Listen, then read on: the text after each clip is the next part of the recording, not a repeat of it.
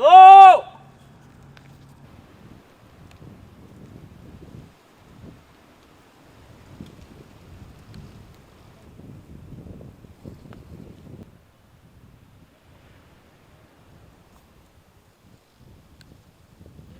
I don't see any. It should be just the one level.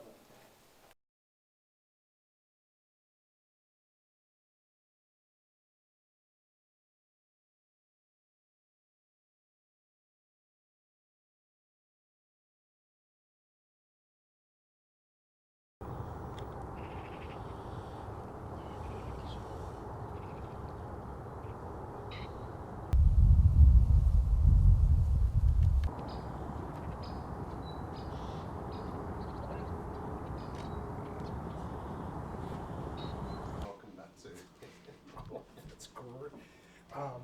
You let me know when we're ready. Feel free to take a seat and Okay. we'll just get the shot set for 10 seconds. Just tell me when we're ready. Every COP is a make or break COP. Every COP counts. And every COP should move us one step closer or multiple steps closer to that target of halving emissions by 2030.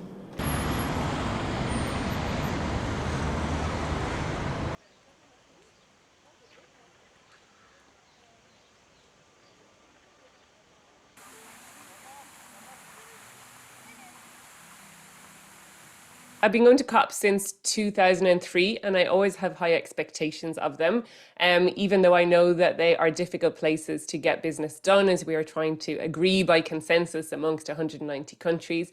But I think this year, given the impacts of climate change that are being experienced around the world, it's also an African COP. We see the impacts of climate change on the Horn of Africa and the famine there. I think there's going to be a real urgency at this COP, and that's what I expect our leaders to bring to the table.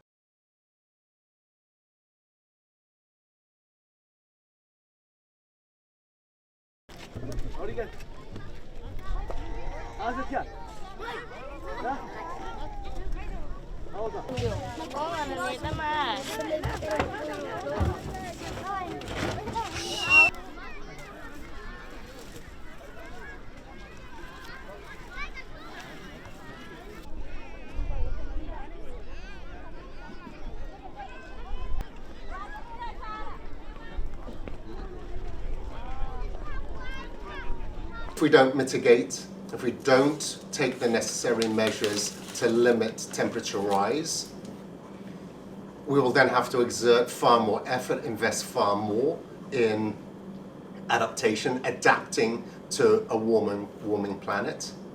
And as we exceed limits, which we already are, there will be more loss and damage. Again, the cost there is additional investment to rebuild, and the cost of loss of life. And then the element that links all of that is finance.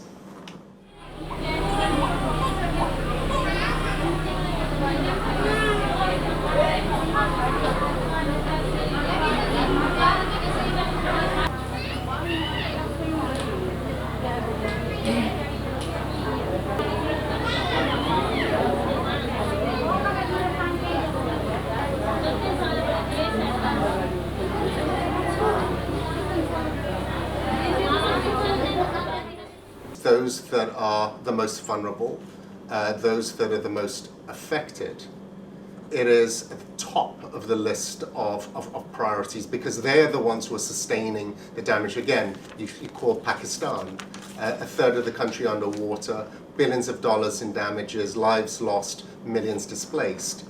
How do they recover from that? What mechanisms are in place for them to recover from that? A government cannot put contingencies in place to recover adequately from a disaster of that magnitude.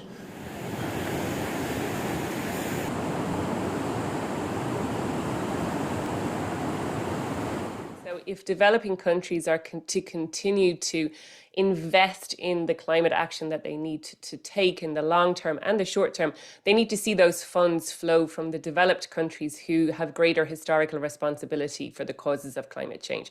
So it has to happen. The money has to flow, the resources, the support, the technology, the capacity building have to be there. And it's really important for us all to remember that no one country can find its way out of this crisis alone. It is a collaborative effort. We have to work in solidarity with all countries. And that means the wealthier have to support those with fewer means to make the changes.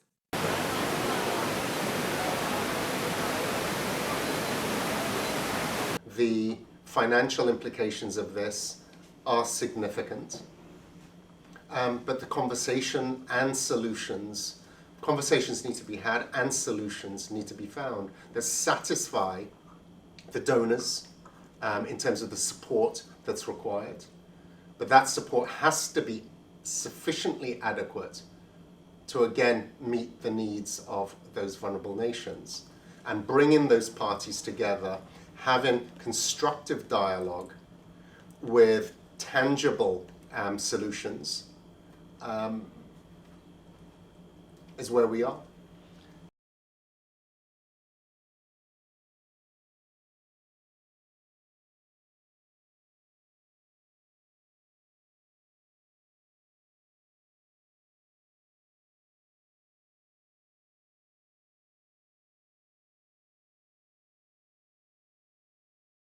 Look at the summer that we've just had, and this again goes beyond just vulnerable countries.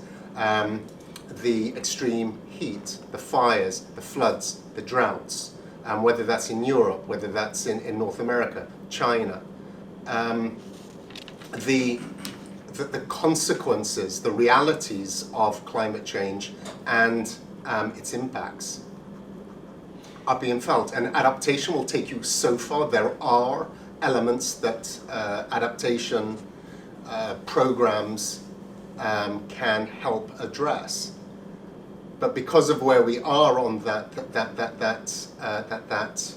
temperature spectrum, those extreme events are simply going to increase.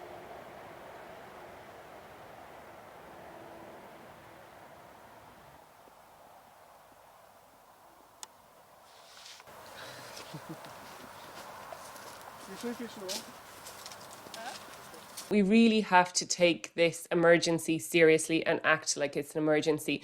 We now have real, recent, lived experience of what it is when the world and all of our leaders work together to solve a crisis from the COVID pandemic. We're not seeing a reaction like that yet in terms of responding to the climate crisis, even though we have now seen the dreadful impacts from Pakistan to the United States of the real losses, extraordinary economic losses and human losses wreaked by climate change, and that need a similar scale of response to the pandemic.